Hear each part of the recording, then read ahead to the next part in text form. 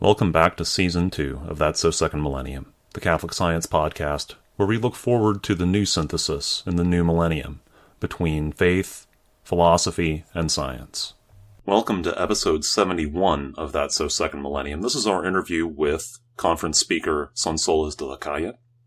She is from Madrid. She has had quite the itinerary in her career, from Madrid to Pamplona, to Chicago, to Boston, to LA, to Athens, Ohio. We talked to her about her own experience of being a Catholic scientist and the degree to which she sees her science as a vocation, that she got that sense very young as she was just starting out on the path toward medical school, which she did, of course, very early in the European university system. And we talk a little bit about the challenges that she sees in the field of biology, which has been a common theme among the speakers that we've interviewed. And we talk just a little bit about the difference in culture between where she's grown up and where she is now. So with that, bring you our interview with Sonsoles de Lacalle. Welcome back to That's So Second Millennium. We're very pleased to have Sonsoles de Lacalle.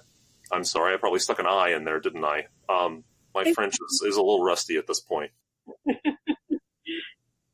She is currently at Ohio University.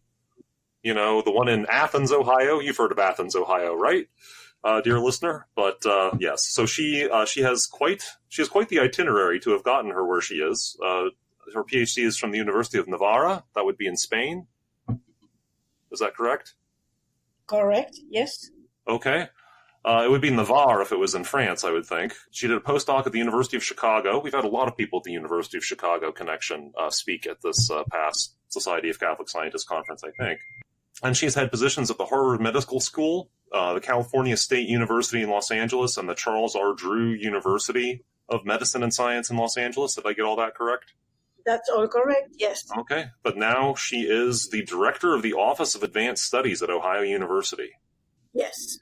Okay. And her research focus has been on things like memory, neurodegeneration, Alzheimer's disease, neuroprotection, and gene regulation. So a lot of fascinating and really important fields for neuroscience as it's currently trying to advance and give us cures for really frightening illnesses. That's right. We're trying, yeah. So it's so we'll start off with a little bit about so I've kind of I've given the part that I can find from a CV or a website, but what's the actual what has your life been like in terms of faith and also in science? How do you see how has your faith influenced your vocation, and how has your vocation as a scientist influenced your faith? Well, I did an MD PhD back in Navarre, came here to the U.S. to do a postdoc with the idea of going back and continuing practicing medicine, and that never happened. I guess I got sidetracked fell in love completely with research, decided to stick it on. Mm-hmm. But very early on, when, as you may or may not know, in the Spanish system, you go straight into a professional career from high school. So I started medical school at the tender age of 17. Yes. Which is kind of interesting. But when I told my dad that I wanted to study medicine, and he was an engineer, he sought out some other sources of advice and gave me a book called, in Spanish, Vocación Ética y otros ensayos, which translates as Vocation, Ethics, and Other Essays. And this book by a well-known physician, Dr. Marañón, who was a humanist also, very prolific writer. And in that book, which is a collection of essays, he spells out what he thinks is a call to a professional life of service. Right. So that kind of hit a chord with me. Yeah. And I thought that that professional domain was very coherent with my Catholic upbringing. Mm-hmm. Mm-hmm. Of course, as everybody else, as you go through higher education, you are challenged by many beliefs and tenets that people around you support, and being a Catholic is not something anymore that is like peacefully possessed, but is something that you arduously strive to maintain or develop, or else you die. Yes. As a Catholic. And I was very lucky because I very early on met some individuals that were part of Catholic organization called Opus Dei, which means work of God. Mm-hmm. And they pretty much make their life mission to exemplify and disseminate the idea that it is through professional work that normal Christians, normal Catholics can reach sanctity. Yeah. So all made perfect sense. Also, it kind of resonated with what I had read in Marañón's book, and that has been a source of encouragement, preparation, ideas, and very deep faith formation, where I've been able to study, starting with apologetics and then going deeper into Christian philosophy and a fair amount also of Catholic theology, inspired by Thomas Aquinas. So I think that that's where my background has been. And, I think it's very important to be serious about it. I remember reading or hearing the founder of Opus Dei at one point say that, we grow in our professional career. How come we don't grow in our understanding of the faith? And it kind of makes sense. So keeping updated and current in theological thinking, I think, is essential to really turn my profession as a scientist into a contribution to give glory to God. Mm-hmm. Yeah. And especially in today's world, as a scientist, and in particular in biology, it seems like there's a very strong headwind, so to speak, in terms of a very secular mindset among the people that you would be interacting with regularly. Yes, and I will even say there is a very strong concerted attack against God. Not just against the Catholic faith, but against any idea of a deity, the basic point of reference, which is the reality of being creatures, that is persons created by a creator, that is completely pushed back, and there are some people that are very much involved into making sure that idea disappears. Yeah. It will happen because we know, we're living in the middle of a movie where we know the end of the movie. Mm-hmm. We don't know how to develop, but we do know the end. Yeah, we don't know how bad it gets here in the middle. Right, exactly. But we know how it's going to end, so that's a huge source of hope. Yes, and responsibility for that matter. True, too, because what happens between now and then is all of us making, in a sense. Yes, definitely. So you're originally from France. Is it from southern France? No, I'm originally from Spain. Oh, okay. You are originally from Spain. Okay. I had looked at your name and I had mistaken it as it's one of those names I guess could be either one. So what part of Spain are you from? I'm from Madrid, but you are right. My family, some part of it originally comes from Belgium. So that's where the name comes from. How long ago is that? Very long ago. I have no idea. Okay. Really. Yeah. I mean, a very long time ago, Spain and Belgium were ruled by the same family. Royal. Yeah. True. Yeah. A long time ago. So, okay. And then you went to the University of Navarre, would be somewhere near the Pyrenees. Yes, it's in Pamplona. Okay. The province of Navarre. Which, of course, in the United States, the only thing we know about Pamplona is that you need to dodge bulls there at least once a year. Yes. Exactly. Thanks to the writer. Yeah. So you did your you got your PhD in Spain, and what was your thesis about, or your dissertation?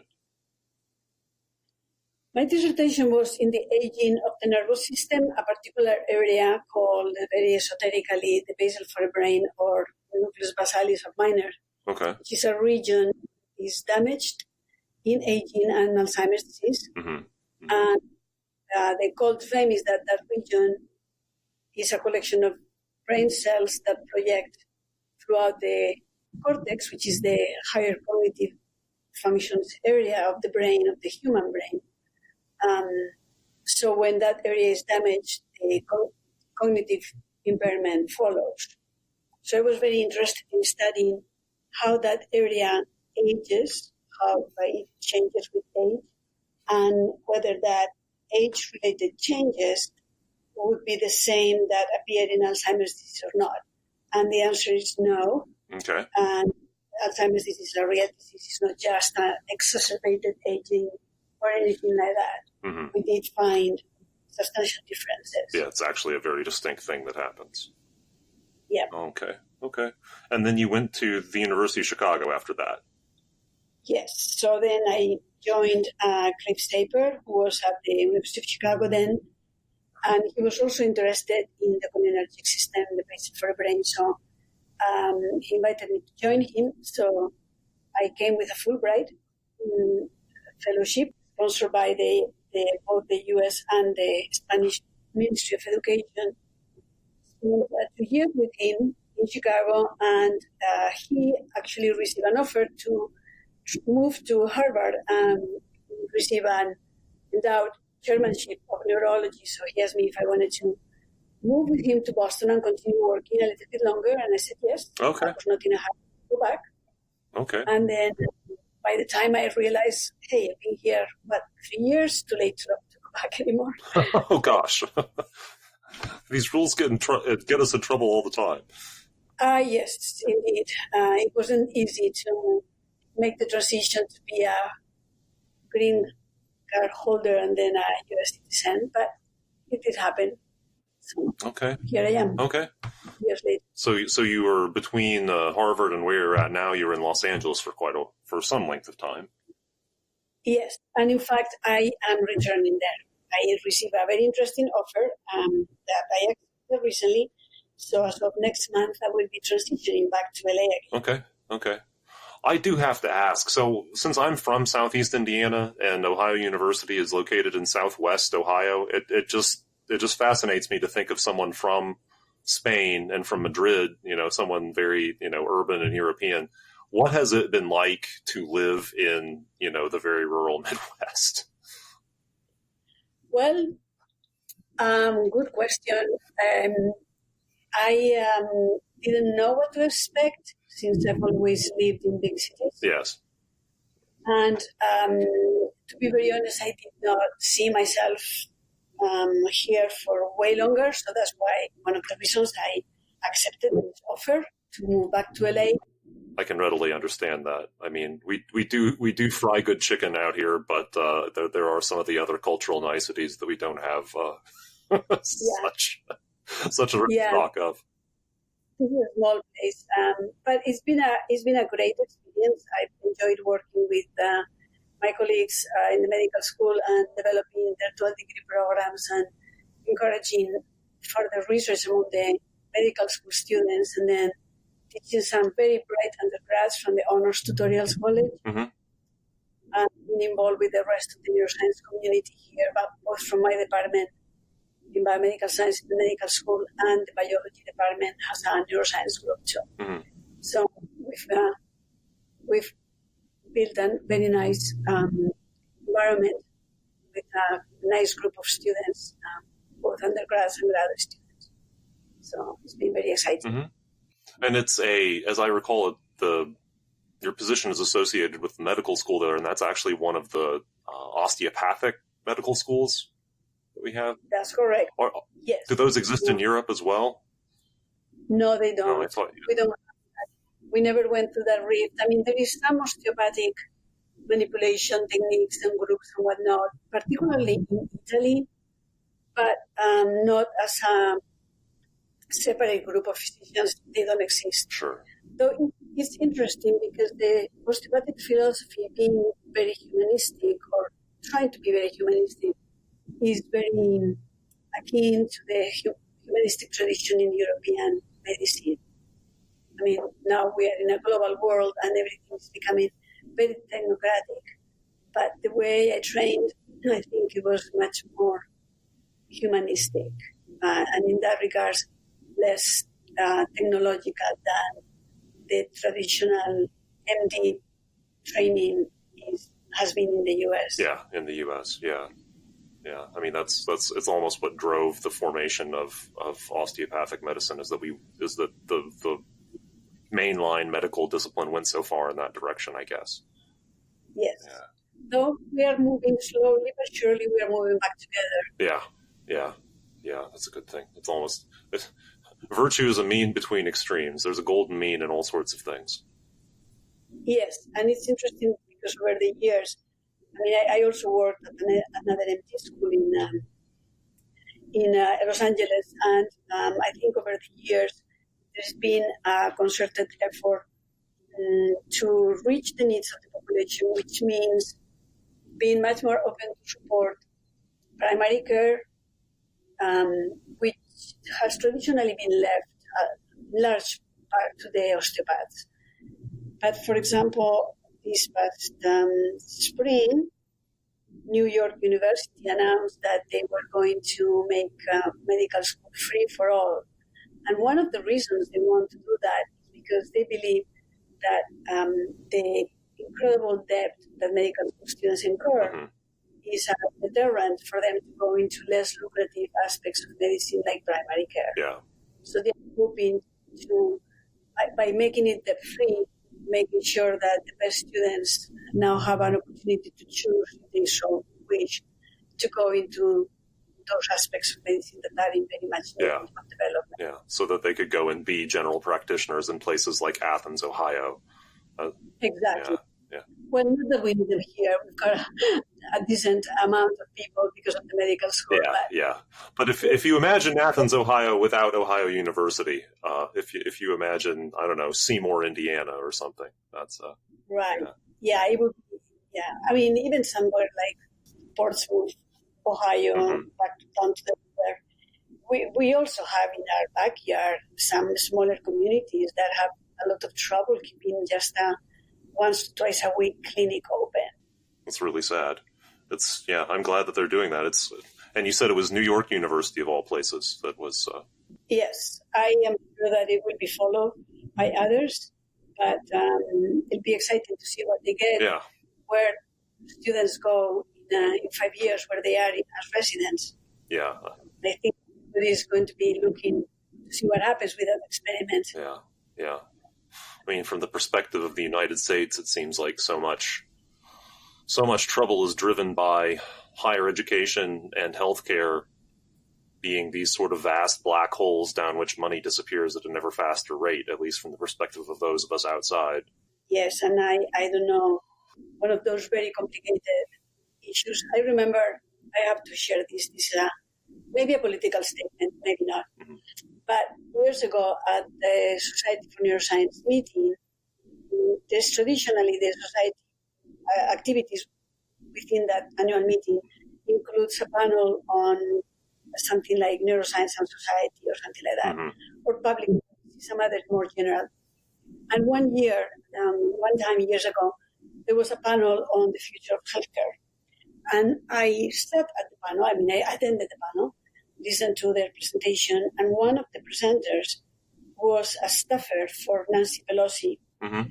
And both at the presentation and as I overheard him chatting with people around him after the panel, he was boasting that medicine was obsolete and that the ones that knew how medicine should be run were people like him, MBA individuals.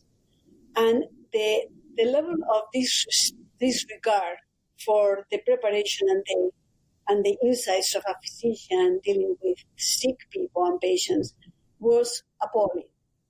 So when we ended ourselves in the so-called Obamacare debacle, I was not surprised because that's exactly what I had expected from hearing this guy talk about what they were designing at that time. So there's a lot of work to be done to preserve and highlight and present the reality of the human person as it is, not as some ideologues, or whatever you want to call them, would like to do. And that's why this last meeting of the Society for Catholic Scientists, the theme was so relevant and timely. Yeah. We're trying to care for the entire person. I mean, and of course, given the subject matter, I mean, that's, so many of our discussions with other people who spoke at the conference have also revolved around that theme to some extent, and from different perspectives. But yeah, it's a definite vocation field, I guess. You could certainly say that, a place for people who are dedicated to the good of others to really. Yeah, I think so. So, in the position that you're in, it sounds like it's been a very administrative position. Yes. Are you going back to a position where you might be doing more research, or is it going to be another? An administrative position is helping other people do research in many cases. So there's always that. That's exactly how. Yes. So here I've been focused on building the research portfolio of the students and making sure that they were in a training environment, in an environment where they could grow. Where I'm moving back to an institution that has recruited me as department chair in health sciences. So I will be able to maintain my own research, probably in different areas, since, in a sense, what the goal is to develop the new faculty further. It's going to be a very people-oriented kind of position, which I'm excited to take on and build the faculty members of the future, in a sense. Yeah. I mean, it's we need mentorship at almost all stages of our career. It doesn't exactly get all that much clearer what direction we should take as we get further through the system. Quite the contrary. Yes. So from that point of view, it will be kind of administration heavy. But we'll see. It's a fairly new campus of the California state system, and they have great hopes to develop it further and expand their program. So I guess I've discovered over the years that I am somewhat of a builder. I enjoy challenges. Yeah, that is it's an aspect of the scientific enterprise that from the outside can get underappreciated. That there needs to be creativity, and there needs to be the ability to get people organized toward the same objective. I certainly didn't realize anything like the extent to which that was important when I was a student. Which campus did you say that would be? It's Channel Islands. Oh, okay. Which is in Camarillo, between LA and Santa Barbara. That'll be beautiful, if nothing else. It is beautiful, indeed. I'll have to find an excuse to go out and visit you there sometime. Maybe we should have a Society of Catholic Scientists meeting out there sometime. Actually, I suggested that. It's like maybe Thomas Aquinas College may be willing to host. It's right there. It's very close by. So if we could leave with just a little bit more in terms of ways we can protect against these problems with degeneration of nerves, and what's a fun topic that you've kept abreast of, or something intriguing or promising that you could share with us as sort of a parting? Well, actually, is not new, but is more and more true that physical activity and exercise is essential for health.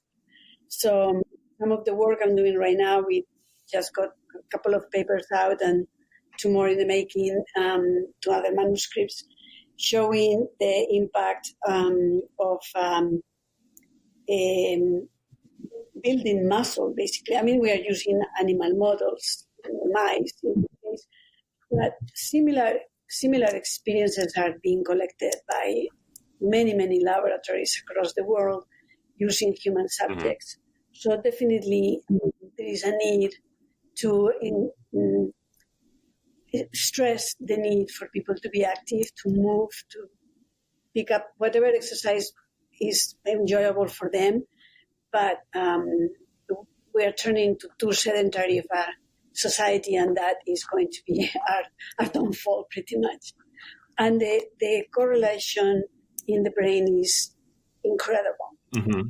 So still to be found out exactly how physical exercise is transmitted to the brain, but there is some recent work showing that lactic acid accumulation, the typical soreness that we experience after exercise in our muscles, that lactic acid is a signal to the brain. Huh. So there is a balance there. But it does contribute to maintain cognitive function, to maintain our ability to properly use executive functions or prefrontal cortex and those areas of the brain that are essential for successful aging. Huh, that's fascinating. So the lactic acid that we get from, and that's a product of fermentation when your cells are attempting to metabolize as fast as they can without necessarily adequate oxygen, if I'm recalling that correctly. Correct. And yes. Yet that also gets tied into that becomes a signaling chemical to the neurons in the brain. That's fascinating. Yes. Yeah, something so simple, but so essential. So, yeah. And it is a really, really simple molecule too. Yes, but we didn't know because there is plenty of data showing that if you recruit a group of elderly individuals to, you give them a cognitive test, then maybe have them for a month or a month and a half doing a specific type of exercise, just simple aerobic, walking on the treadmill, whatever, then test them again, and the evidence shows that their cognitive ability improves. But how those two things relate was not very clear. So somehow, part of that is all the better oxygenation of the brain, better metabolism and whatnot. But there clearly is something else happening there. And one avenue for discovery is this idea of lactic acid as the mediator to signal to the brain the levels of energy use and exercise. That's fascinating. That was all I was hoping for and more. That's a really intriguing bit of something for all of you all who are so inclined to put into Google Scholar or your database of choice and read a little bit of literature. Right, exactly. Huh. There are a couple of recent papers proposing that hypothesis. So that'll be a fun thing to follow up. Well, I'm so appreciative that you could make time for us today. It's been really great to get to know another Catholic scholar working and trying to live out her faith in this way. Thank you. Yes, the growth of the Society of Catholic Scientists has been also a tremendous point of pride and of encouragement in a sense. Yeah. So yeah, definitely. It's a wonderful thing. Yeah, hopefully leaving behind something to point people in the right direction as we continue to find out more about ourselves and the universe that we inhabit. Exactly. All right. Well, with that, I think we'll wrap that up there. And thank you again. Thank you. Thanks for having me over. If you enjoyed this episode, or it made you think, please subscribe to That's So Second Millennium via Apple Podcasts, Google Play, Stitcher, Podbean, or your podcast service of choice.